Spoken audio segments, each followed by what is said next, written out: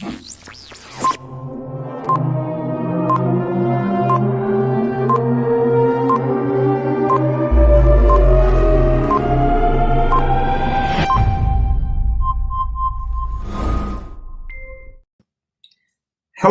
everyone, and welcome to another episode of iWorkinSport live interview.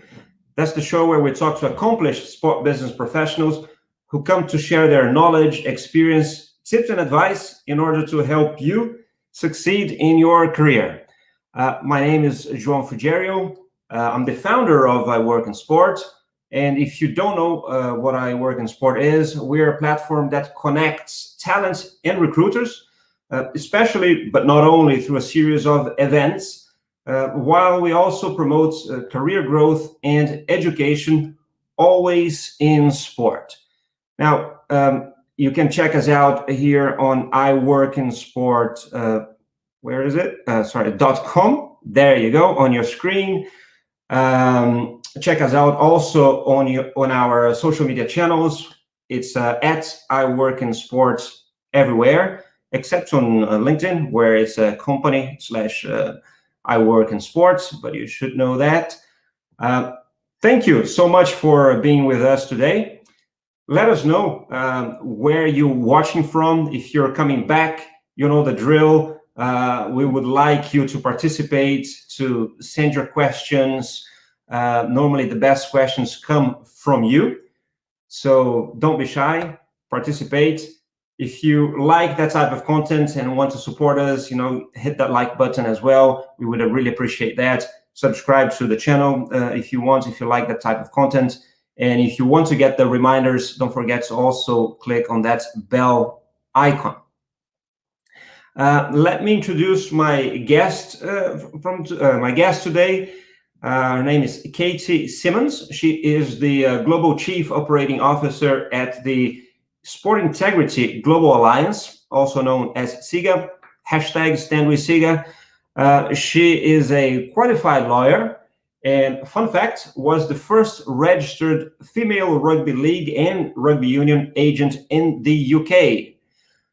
We're going to talk about many things, of course, as we always do.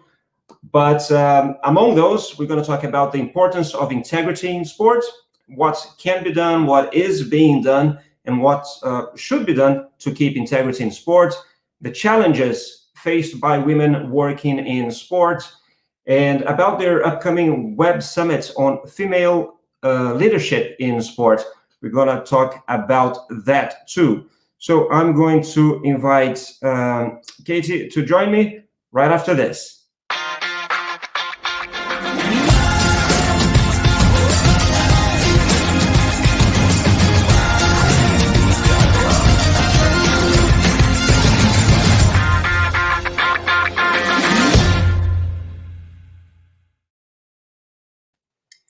Hello, Katie. Thank you for being here. How are you? I'm brilliant. Thank you. What a wonderful introduction. I love the countdown and the branding. I'm doing what I can, learning as we go. It's not great, but I think it's much better than the first episodes.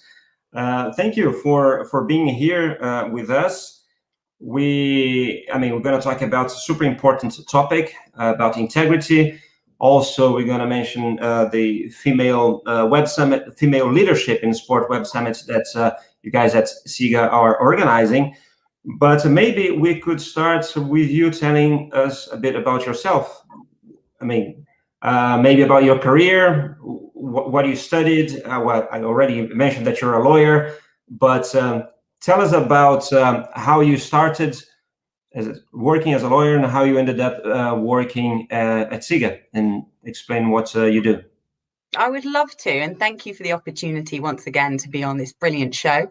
If I cast my mind back, and it was a long time ago, more than I care to remember, really. But I qualified as a lawyer, and but before that, I actually studied English literature and language up in Leeds University. Big shout out to any students from Leeds University. Probably the best time of my life, and I do feel really sorry for the students at the moment that aren't experiencing that time, which is such a formative time when you're studying. And then from there, I went to BPP Law School and I studied law. I did the conversion course and then my LPC. And I was really fortunate because I had the opportunity. I got a training contract, which I applied to several law firms at the time. And I trained at Walker Morris, which is a fantastic firm up in Leeds. And then from there, I decided to do sports law. And I've worked at different firms. I've been a partner at a law firm aged 28 years of old. And that was working in Mayfair, where I set up my own sports law practice. And I think one of my advice is that, this is such a popular area of law that you have to bang those doors and shake those rooms in order to get your opportunity. And that's exactly what I did. I then moved to a corporate firm because I already had clients that were global. And I think that's really been really formative for me, is that I've always wanted to work globally. So I moved from a firm that just concentrated on UK to one that had offices all over the world. And then the rest is history, because I met our CEO, Emmanuel. I hope he's watching, Emmanuel. So, hey, Emmanuel. And I met him at a conference at the Sorbonne University. And they were actually, he was speaking about sports integrity.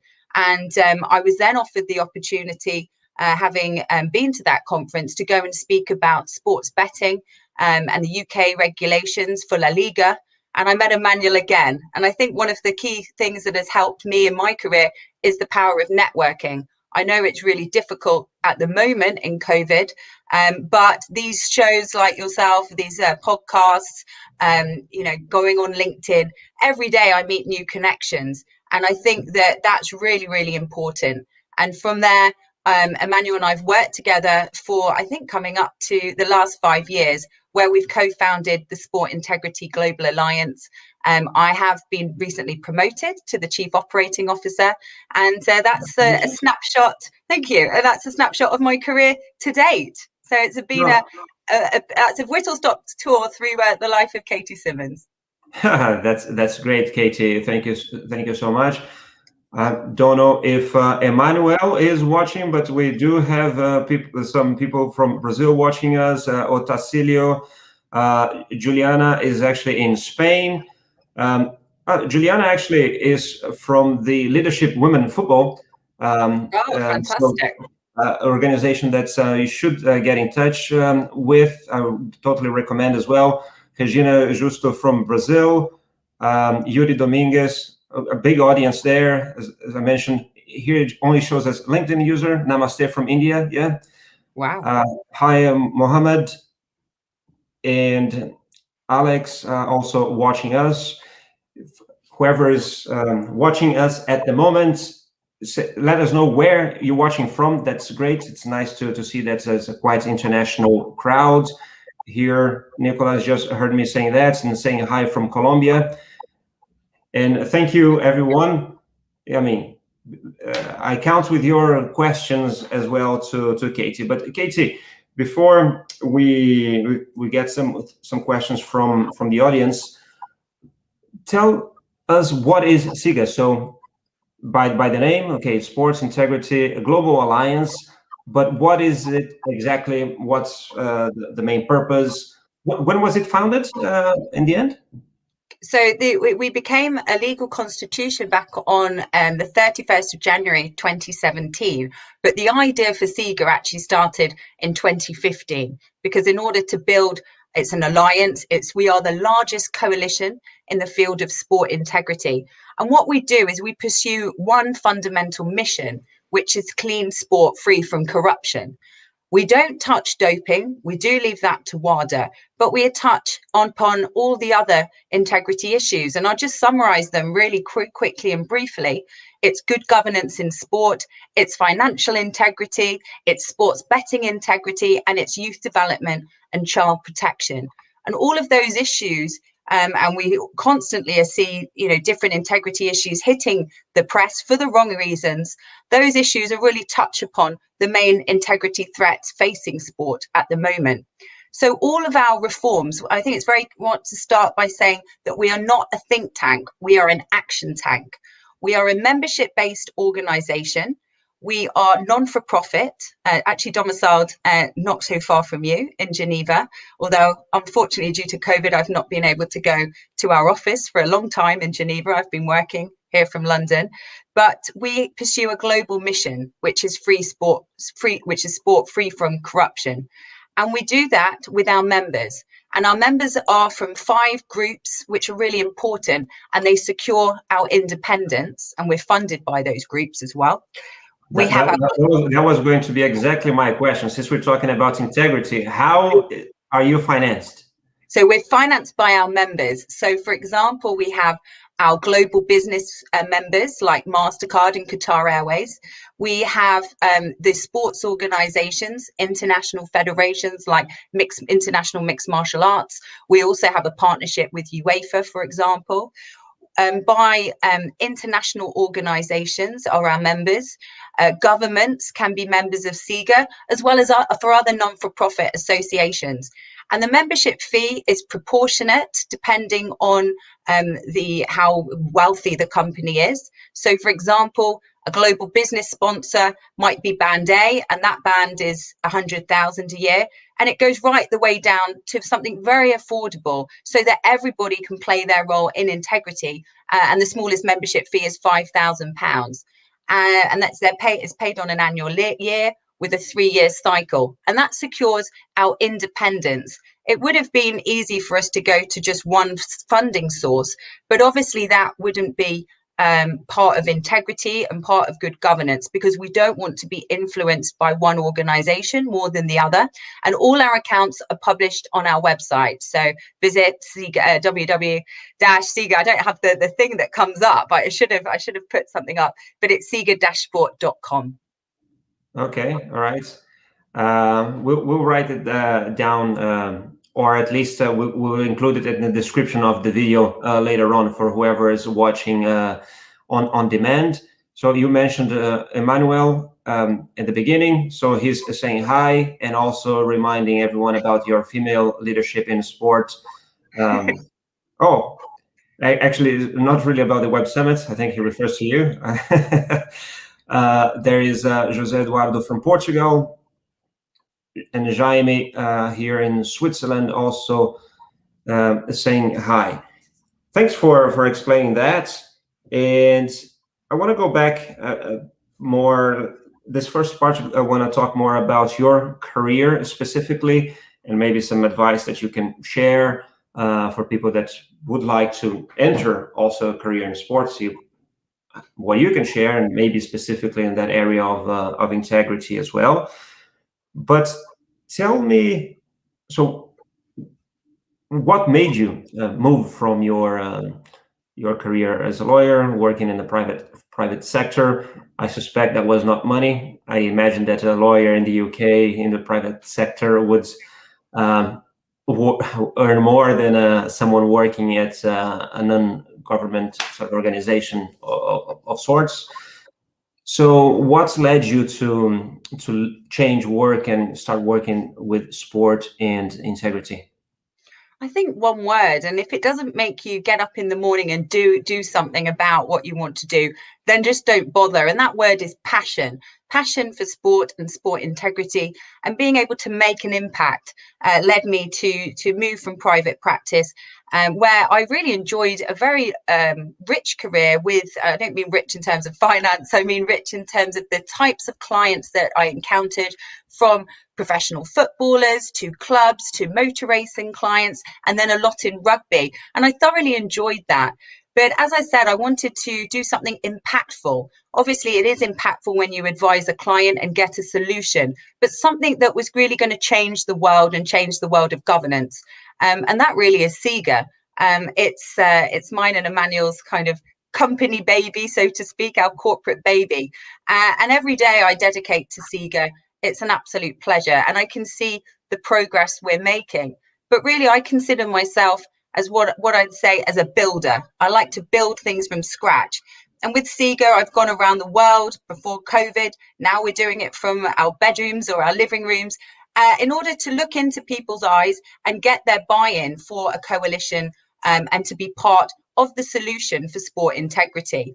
And just we've now got over 100 members from around the world, and that's just really gratifying. And I think more and more organizations, whether you're a sponsor, whether you're a rights holder, whether you're a sports organization, can see the value of integrity. It goes to the essence of sport. It's why everyone loves sports. It's that excitement of who's going to win. And once that gets tampered with, you lose the self-belief, you lose the doubt.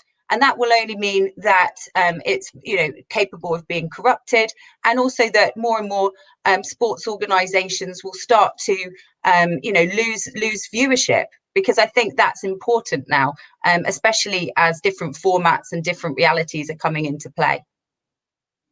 Okay, thank you. And what about, so you have web summits coming up on female leadership in sport, which it's far away from where it should be. Sport is understood to be a male-dominated environment. So how is it for you, or how has it been for you? How is that your experience of being a woman working in sport? What are maybe the challenges you've been facing? Maybe share a little about that with us. Yeah, I'd be delighted to, and I'd like to speak from the heart. I think it's been bittersweet. And with anyone, just like with any career, I think that I wouldn't want to say that all men have been difficult, because to be honest, I've experienced difficulties from both men and women. And that's just a human factor, isn't it? You have the good people and the not so good people. And I think that for SIGA at the moment, I'm leading a global mentorship program for female leaders, and we have over 50 global mentors from around the world that are all women in leadership positions, whether they're working for MasterCard or Octagon or FIFA, and they are giving the next generation of women, we're giving them a helping hand, because all of the issues or discrimination cases that we've suffered, we can actually pass on how we dealt with it to the next generation. And I don't mind giving you a couple of examples. I mean, some of them are downright ridiculous that have happened to me. But, I'm here today and I've got a big smile on my face. And for those that doubted me, I'd like to say you just pushed me on. So thank you. But I've been sat in an interview and that was in law. I think law is also very difficult and challenging as a woman, as well as sport. But I've been asked what the disadvantage of being female is for the job. I don't think a man would ever be asked that question. I've been in a player's lounge watching the player that I represent play. And actually, the other players were great. They didn't care that I was a female licensed agent with the FA and also his lawyer. But I have to say the other agents did, and they like to treat me as a wag. And there's nothing wrong with being a wag at all. But when you're in a professional environment, that can be undermining. And probably, sort of in wearing my superhero outfit, I had to jump out of a moving taxi to avoid an unwanted, let's say, sign of affection from a client. So those are just some of the experience I've had to deal with. And I'm sure I'm not alone. There's many women experience, worse than that. But there's also positives, and there's also the male champions. And so our female leadership in Sports Summit is also about, it's not just about bringing all the women together, but we need the men to help us as well. So we need people like Yujao, people like Emmanuel, people like Brian Lewis, people like Michael Robichaud, people like my dad. All these people in my life have been men with positive influence. So there's good and bad everywhere. And I recommend using any negative experience and turning it to your advantage as much as possible. Yeah, well, definitely 100%. We here at iWorkinSport, we don't have any sort of women in our team at the moment. We had one recently. She got a job with the IOC. Kudos to her. Brilliant.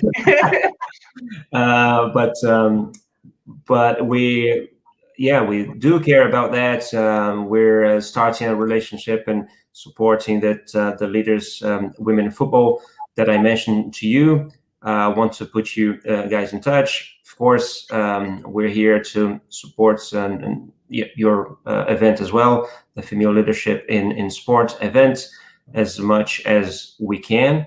We're going to talk about that event in a second. I'm curious about your experience as an agent, because I found out that you were the first woman to do that in rugby in the UK. So yeah, what motivated you to then start it?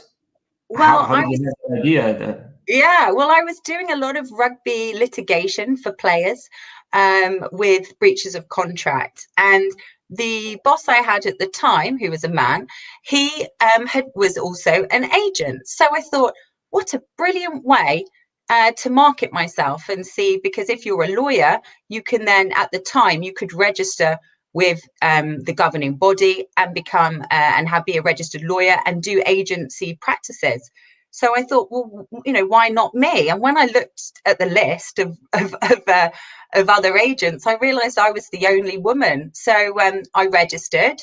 It was successful, the application, and then I think always using your difference to a positive way. I then wrote to Sky Sports, and they did a feature on me. So it was because I was the first, and at the time, I think other things is that sports lawyers, there's a very popular discipline. It's a very popular area. So if you can think of a way to stand out and be unique, go for it. And I really enjoyed acting for all of the rugby players and coaches at the time. I also was the appointed lawyer in London for the Rugby Players Association, and dealt with some really interesting cases, whether it was for terminating due to injuries and litigating on their behalf, to even a few stalker cases that some of the rugby players had. So, the whole spectrum was brilliant and fantastic and interesting work.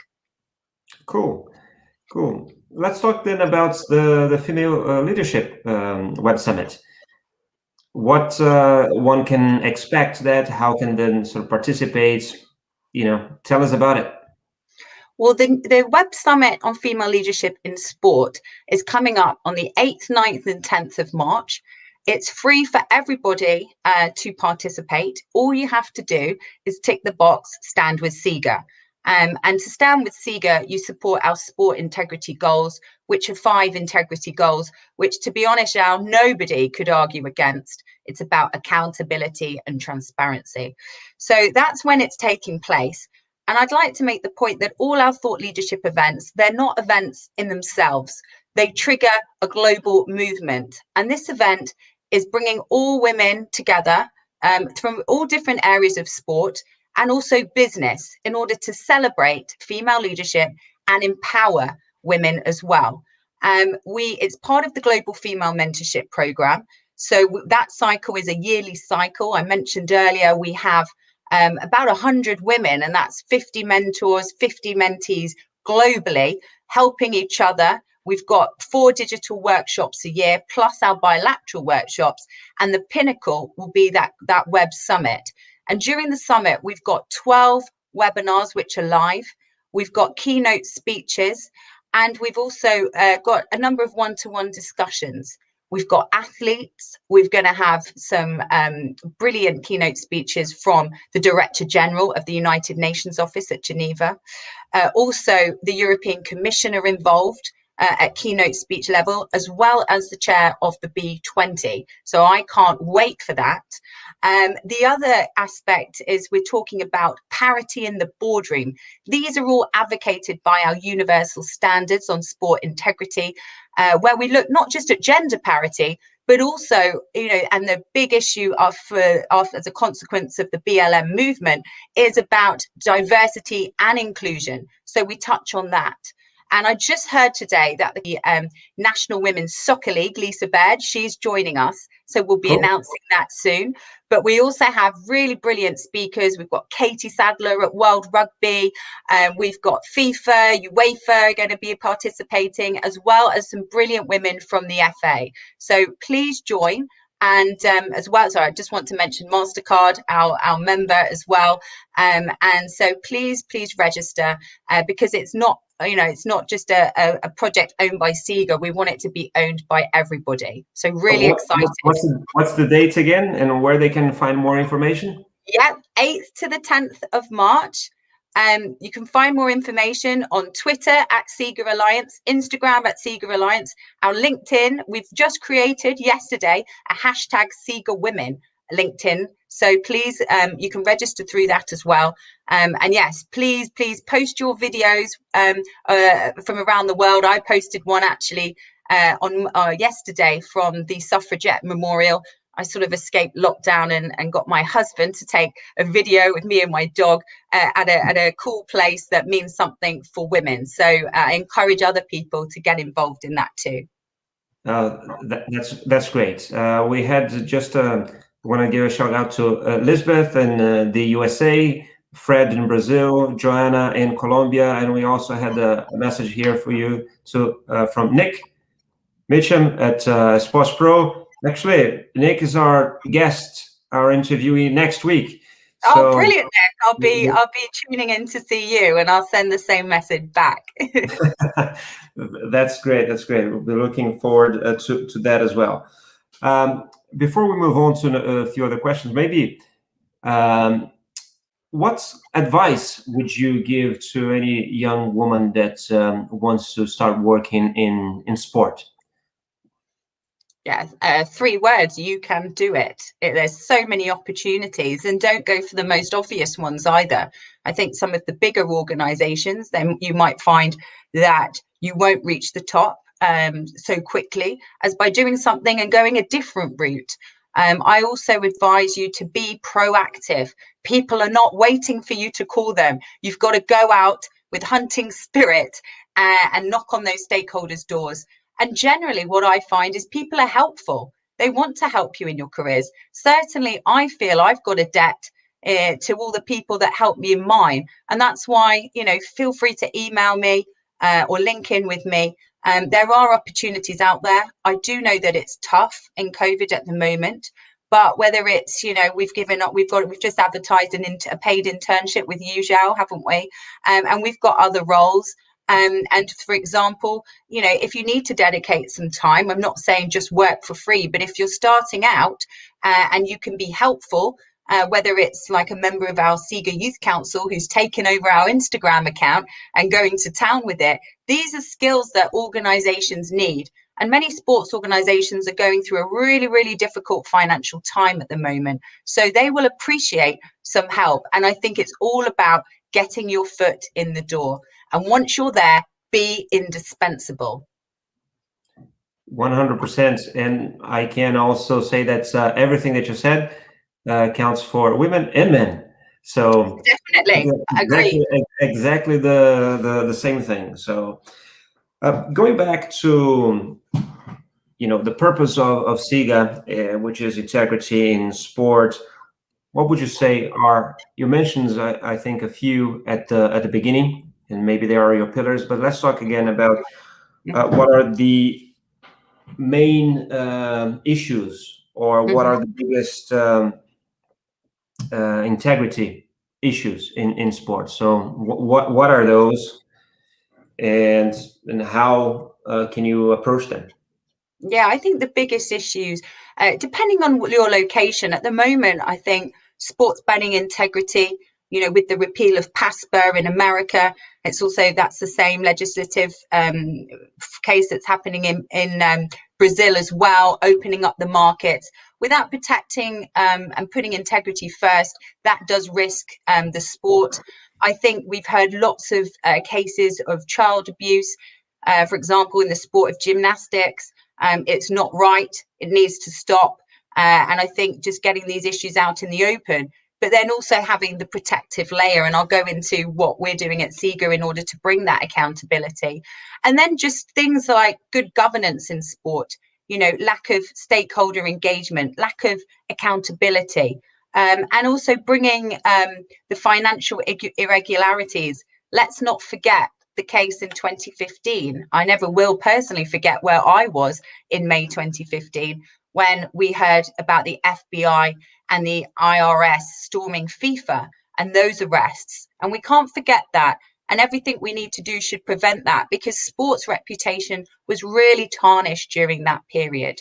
So what we've done at SIGA is we've got our universal standards on sport integrity in those 4 key areas, which I'll just repeat again. They're good governance in sport, their sports betting integrity, their youth development and child protection, and their financial integrity.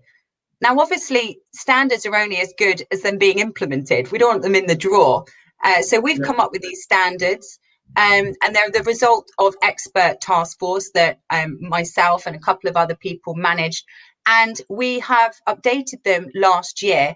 And in order to bring the teeth and what is our sort of incentive in order to ensure that sports organisations adhere to those standards is wearing my legal hat. I did a public procurement and a tender process to appoint a third party organisation in order to prepare a independent audit and verification system. And that system is called SIRVS. It's the SIGA Independent Rating and Verification System. There is nothing like it out there. It's truly unique. And what SIRVS does is it provides that insurance to those that love sport, whether it's the sponsors that invest, those that work in it, and also the fans and the consumers, that sport is clean. So our standards are in pure Olympic spirit. They're in bronze, they're in silver, and they're in gold. And what will happen is that this British Standards Institution will rate and review sports organisations' compliance with our standards, and we will publish those results once a year. And that's how we're going to usher in a new era of integrity, because everyone will want to know where those sports organisations end up. And it's also, I just like to say, it's a positive initiative. And we're working with the 10 pioneering sports organisations at the moment. And that's a couple of European federations, an international federation, and a number of national Olympic committees.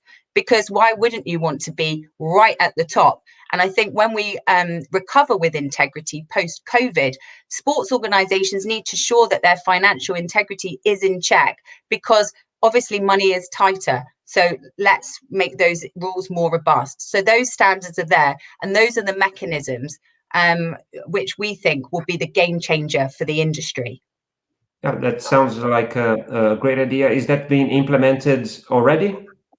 Yes, I'm already. So back in November, I signed the first contract, and I'm now in the process of signing the 5th contract with the sports organisation. So it's those pioneering 10, and we will be announcing the results later this year, and then we will open to market for all. So there is a cost for the sports organisations to go through it. It's actually a very, very affordable cost.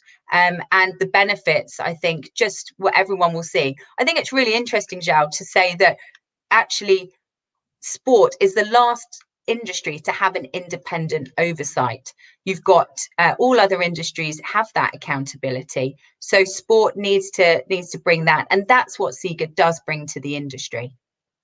And how much are the sporting governing bodies sort of working with you? Because I mean, I don't know if that's the main challenge. I mean, there are several challenges there. One is actually coming up with the idea of something that could effectively work.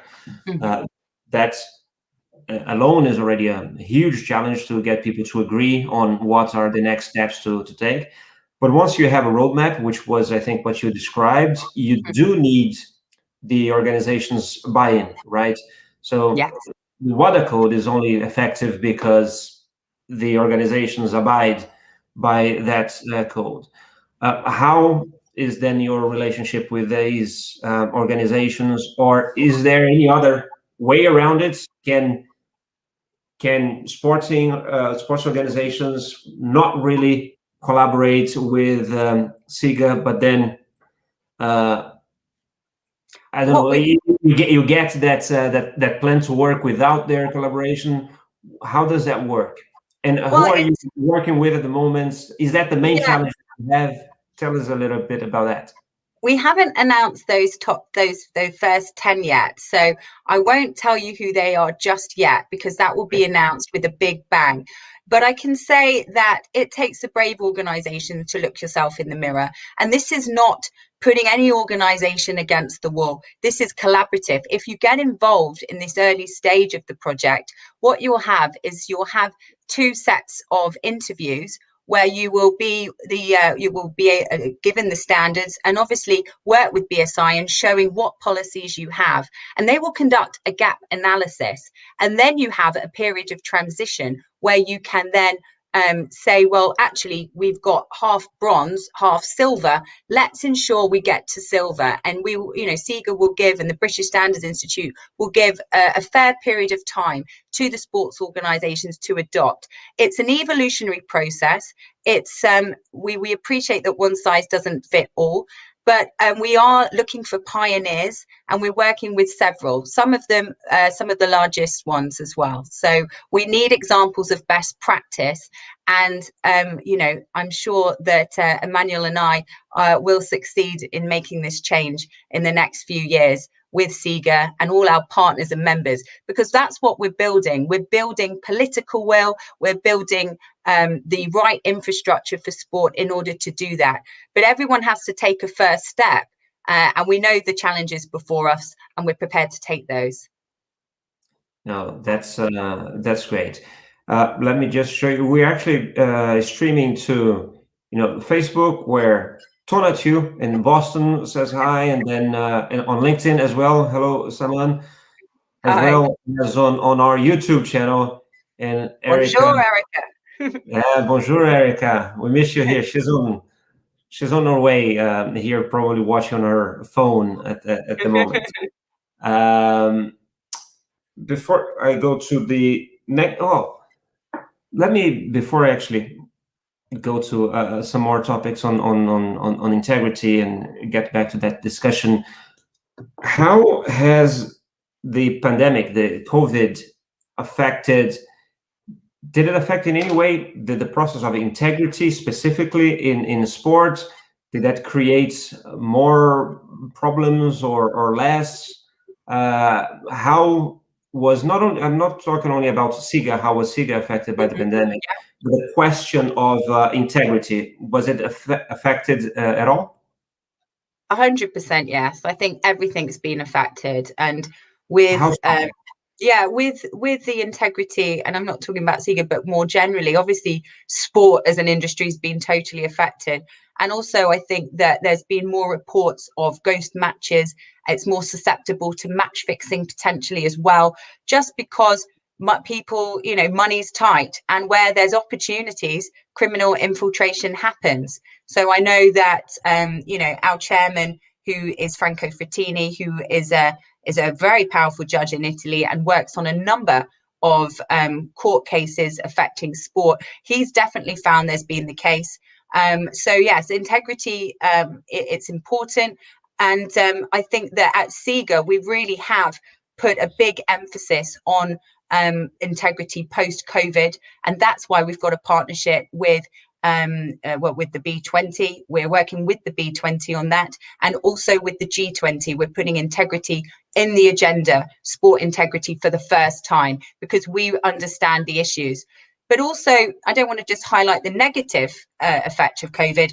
I do think COVID does present a pivot moment in order to transcend some of the issues and the old way we were running things before that didn't work.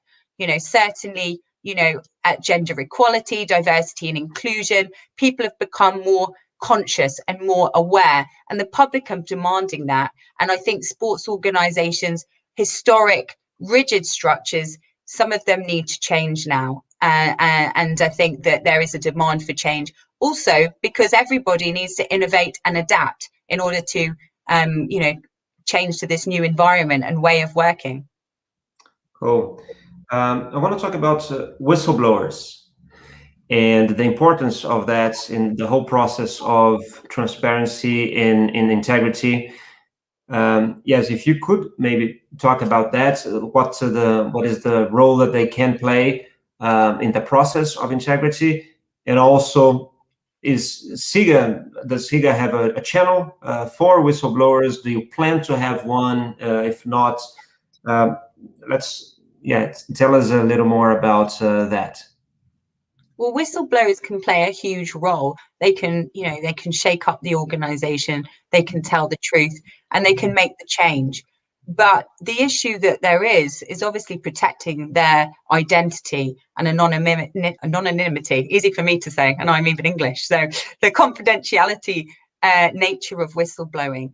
And I've actually spoken to a few whistleblowers, and some of them have been threatened afterwards if their confidentiality hasn't been protected, and not just them, but their families as well. So it's a huge area, and in order to ensure that sports organisations have effective whistleblowing policies and that they do protect, we do have our standards do address that, but we don't provide a whistleblowing platform. That would be more of a service provider. We've got a couple of members that do provide that. And we do, but we do think that whistleblowing can play a huge role in the industry, but it must be administered correctly and protect the identity. Otherwise, it can create huge personal issues for people, and it's not safe to do so. Yes, I 100% sort of agree. Listen, I'm going to ask you to maybe give some advice of books and podcasts maybe that you would like to recommend. I don't know if SIGA has its own, but maybe something that you would recommend for anyone that's starting a career in sport. But before that, and I'm going to invite everyone watching as well, that if you have a question ready to go, now it's the time. I will want you to remind everyone about the female leadership event again, just sort of the date, where they can find information, and then I'll ask you for some suggestions of books or podcasts or YouTube channels that you would recommend to anyone watching. Sure. Well, it's the 8th to 10th of March. Hashtag SIGA Women. Join the LinkedIn group, which is hashtag SIGA Women. Follow us on Twitter at SIGA Alliance. Follow us on Insta at SIGA Alliance. And you can see us our website, which is siga-sport.com. And feel free to email me or LinkedIn. My email is katie.simmonds at siga-sport.com. So I've been brave and told you how to get hold of me. And this is how you spell Simmonds. That's correct. It's got a D on the end. There you go.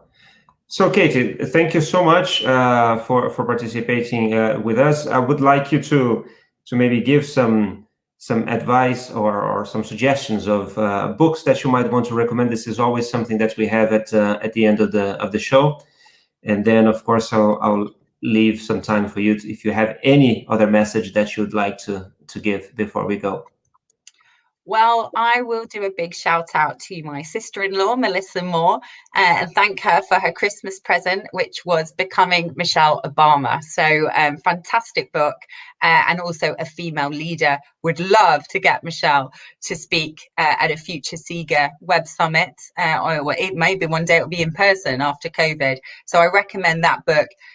In terms of podcasts, I have to say, the career one that you do is fantastic. And also stay tuned for our own podcast, which is coming later this year. So that's going to be once a month, and more details coming soon. So I'll give that one top priority as it's SIGA. But I have to say, Zhao, that my job at SIGA is all encompassing at the moment. And apart from that, I am just really every day working my socks off, trying to find the space and share the Wi-Fi with my husband and make sure my dog doesn't interrupt the podcast in order to pull off the Web Summit on Female Leadership in Sport, and also the hard work we're doing around the rating system.